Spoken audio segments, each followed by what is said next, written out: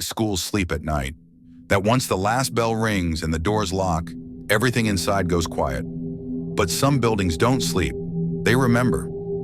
Pocatello High School was one of those places, and what it remembered was still moving in the dark. After midnight, the school stood alone under flickering streetlights, its windows reflecting nothing but darkness. The parking lot was empty, yet the air felt heavy, like someone had just walked through. A cold wind passed through the flagpole, making it creak slowly, almost like a warning. Inside the building, the hallways stretched unnaturally long under dim emergency lights. Lockers lined the walls in perfect rows, silent and closed. Too perfect. The silence wasn't peaceful, it felt strained, as if the building itself was holding its breath. The only room alive was the security control room. Screens glowed softly, casting pale light over dusty desks and cables. Every camera in the school fed into this room, watching corridors that no one should have been walking through. The night guard had been hired just a week earlier. Put your ring on vibrate. I should not have to ask again. Put your ring on vibrate, so don't want me to be disturbed on this long trip. No one had told him why the last 3 guards quit without notice. They only said the job was quiet and easy. That lie would unravel at exactly 2:17 a.m. He sipped cold coffee and stared at the monitors, switching between hallways and classrooms. Everything looked normal, too normal. Then one screen flickered, just for a second, long enough to catch his attention. At first, he blamed the wiring. Old school, old cameras. He rewound the footage, watching it again frame by frame. That's when he noticed something that hadn't been there before. A shadow slid across the hallway floor. Not fast, not sudden. It moved like it knew it was being watched. There was no body casting it, no light source behind it, just a shadow. Alone. The guard felt a chill crawl up his spine. He grabbed his flashlight and left the control room, footsteps echoing loudly as he walked down the same hallway shown on the screen. The place was empty, no movement, no sound. When he returned, another monitor flickered. A locker door slowly creaked open by itself, inch by inch. The sound came through the speakers, metal scraping metal in the quiet school. Then another locker opened, and another, each one farther down the hall like something was walking locker to locker. The guard whispered, "Hello," knowing no one would answer. At exactly 2:17 a.m., all hallway lights began to flicker in sequence. 1, 2, 3, moving closer to the control room. The cameras shook slightly, as if something heavy was passing beneath them. On one screen, a tall shape appeared at the far end of the corridor. It was thin, unnaturally thin, and far too tall to be human. Its head nearly touched the ceiling lights. The guard zoomed in with shaking hands. Where the face should have been, there was only darkness. No eyes, no mouth, just a deeper shadow inside a shadow. A classroom camera turned on by itself. Desks inside the room began to slide across the floor, slowly arranging themselves into perfect rows. Chairs followed, scraping loudly as if dragged by invisible hands. Chalk lifted off the tray without anyone touching it. It wrote 3 words on the board in slow, deliberate strokes. "We never left." The chalk dropped. The board cracked down the middle. Breathing echoed through the speakers. Deep, wet, too close. The guard realized it wasn't coming from the hallway microphones. It was coming from the control room camera. One monitor showed the guard sitting at his desk. From behind, a dark figure stood inches away from him on the screen. But when he turned around in real life, there was nothing.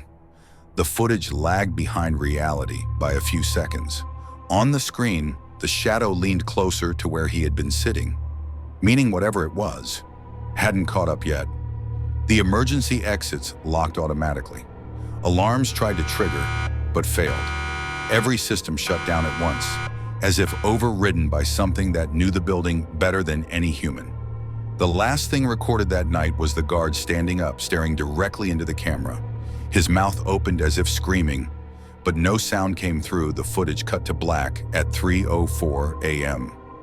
When staff arrived the next morning, the control room was empty. The guard was never found.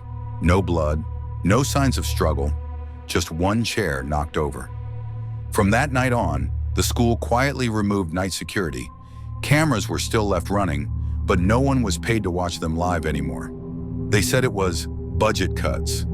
Students began noticing things during the day, lockers opening between classes, lights flickering when no one touched the switches, shadows stretching the wrong way across the floor. One student filmed a hallway as a joke.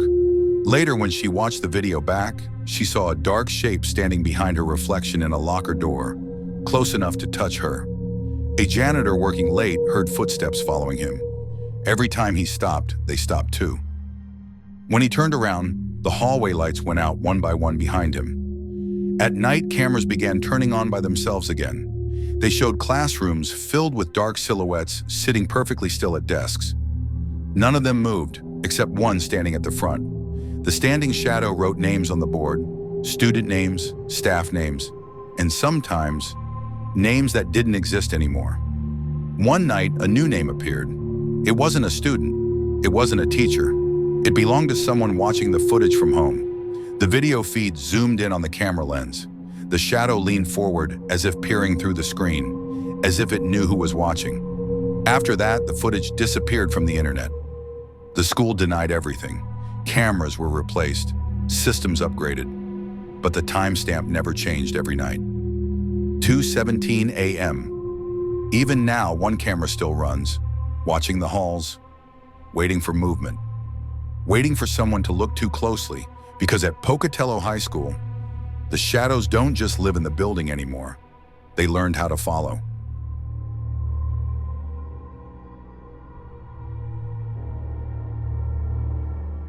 They say every school has secrets, but my school had something worse, a classroom that should never be open. Room 207, the bell rang every day, but one night, it rang when no one was there. Welcome to Midnight Narrator. Make sure you subscribe the channel. Every evening when the sun went down, our school changed. The noise disappeared, the walls felt closer, and the silence became heavy, like it was watching you. Our school building was more than 50 years old. Cracked walls, paint peeling like dead skin. Long corridors that never seemed to end. Lights flickered even when there was no electricity problem. Teachers always said one thing before leaving: never stay after school. They never explained why, and no one ever dared to ask again. The second floor was different, quieter, colder. Even during summers, it felt freezing. At the end of the corridor was room 207, always locked, dust-covered nameplate, no timetable on the door, like it didn't belong to the school anymore. Whenever someone asked about room 207, teachers changed the topic.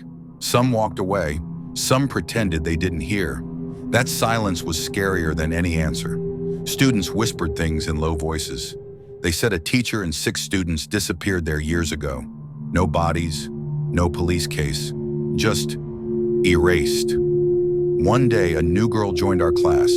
Quiet, pale, always sitting alone. She never spoke to anyone. Every day during recess, she stared at the second floor, at room 207, like she remembered something that we didn't. Standing near her felt uncomfortable. The air felt heavier, colder, and sometimes, I swear she whispered names. One evening, I stayed late to finish my work. The school was empty, too quiet. That's when I heard it. One bell, slow, heavy, echoing through the corridors. But school was empty. I checked my phone. No notifications, no announcements. The bell wasn't supposed to ring. Then I heard footsteps above me, on the second floor.